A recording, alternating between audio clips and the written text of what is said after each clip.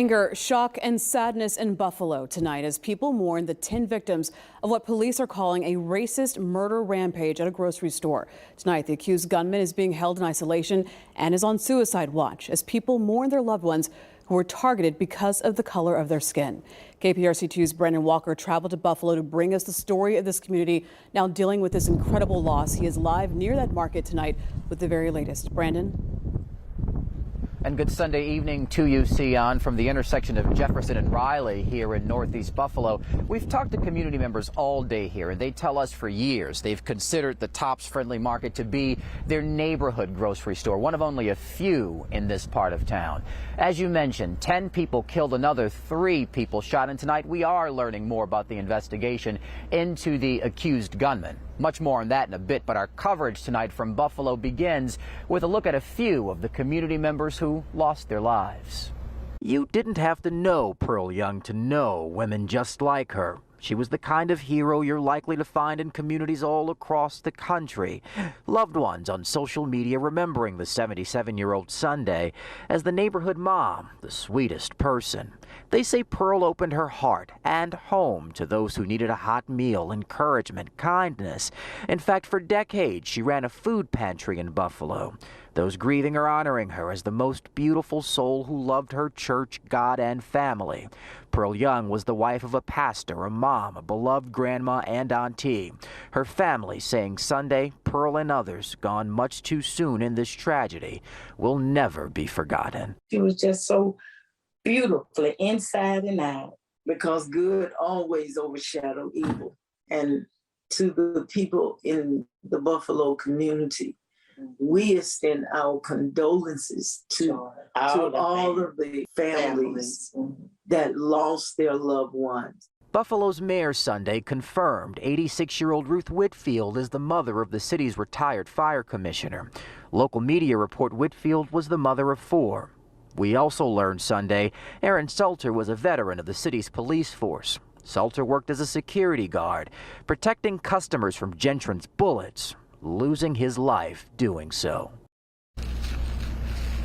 And witnesses described hearing 20 or more bullets on Saturday. Meantime, the suspected shooter, 18-year-old Peyton Gentron, is in jail tonight, and we're learning that this isn't his first run-in with the law. In fact, in June, New York State Police say that he made a threatening statement about shooting at his high school, Susquehanna Valley. School officials alerted police, which resulted in a mental health evaluation. Authorities say he was released shortly after. Now, less than a year later, he's accused of killing 10, injuring another 3. Investigators say he drove over 3 hours to carry out this attack here in Buffalo. He reportedly posted a manifesto online 2 days before this shooting in which he referred to himself as a white supremacist and was targeting a predominantly black area. We have evidence that he was here, that he was doing some reconnaissance on this place, that he was at the location and some other locations. The evidence we have right now, we do not believe it was a spur of the moment. Yeah, that point about this not being random, about it possibly being planned, is felt by members of this community. They've come and gone all day, crippled by the hate they say stole lives. As night fell in Buffalo, prayers lifted hope that the pain will pass. It's my plan to go visit each and every family that has lost somebody. Healing will take time, says New York Assemblywoman Crystal Peoples-Stokes, majority leader of the New York State Assembly. Peoples-Stokes hugged in the street next to the grocery store in her neighborhood. She's sad, also angry. People would travel from their own community, where they're safe at, to mine, to come and hurt people in such a horrific way. Chelsea Williams works at a nearby hospital, said she had to come see for herself. He came to a grocery store. This could have been any store. But it was the Tops at Jefferson and Riley, likely intentional, stress officials because of the neighborhood's majority black composition. The slogan around there is like Buffalo's a city of good neighbors.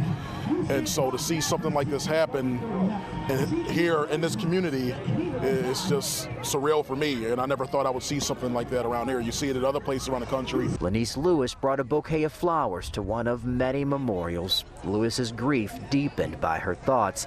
She says her son called her Saturday, asking if she knew what had happened at their neighborhood grocery store. I broke down crying. I said, I was on my way there. but I kept procrastinating at home. So I believe my life was spared. Sadness grips the block, the city. Anger has a place here too, said Tony Arrington. It becomes tiring. I have little brothers, I have little sisters, and it's scary to even go out to the grocery store to provide meals for my family because I'm scared of what can happen. Lots of community members here on the streets echoing that last point. Meantime, lawmakers zeroing in on the gun the gunman is accused of using. New York's governor tonight confirming that the AR-15 was legally purchased here in the state of New York, but she says the clip was illegally purchased. So their investigation is looking into that as well. We've also learned that on Tuesday, President Joe Biden as well as First Lady Dr. Jill Biden are scheduled to visit here in Buffalo. Tuesday, Sion, also happens to be the day the gunman is expected to appear in court again. So lots of developments expected on Tuesday. Lots of other questions are expected to be answered about this investigation beginning first thing tomorrow morning, too. In the meantime, let's send things back to you. And we know you will stay on top of it for us, Brandon. Thank you for your reporting tonight.